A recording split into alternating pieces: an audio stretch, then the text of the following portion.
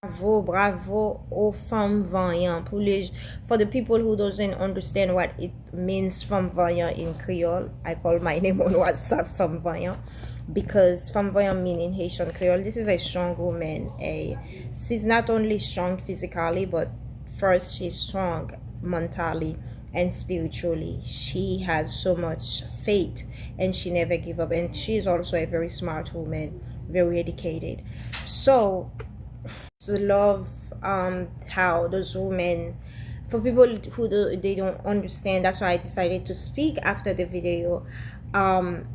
This is a market that the Haitians women they go to sell. The Haitian people, they are very they have entrepreneurship. The women are very into business. They are the one that are selling stuff to send their children to school, to help their husband, right? Whatever they do, selling food, selling clothes, whatever it is, they doing something to keep the family. So this the mayor of the city decided to close the market, and you see how the market is so dirty. So the woman decided, they said, today we going to open it, we're gonna clean up everything. And that's the Haitian unity that I know as a Haitian blood, and I love to see that. I really love to see it, to see those women, they come together, they bring unity between them. They even say in it in the video in Haitian Creole, if we have to die, we're gonna die. And that's something that I want to clarify.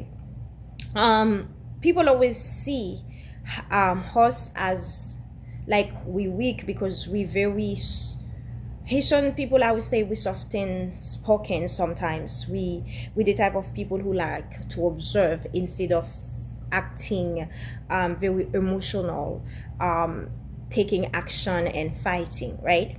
But when the fight come, we will. But before, when you attack a Haitian person, they fight in the spiritual world first. If they are Christian, trust me, they're gonna be on their knees fighting really deep. If they are voodoo, they're gonna fight. So those people are very spiritual before the physical. We understand the world that we live in is a very spiritual world.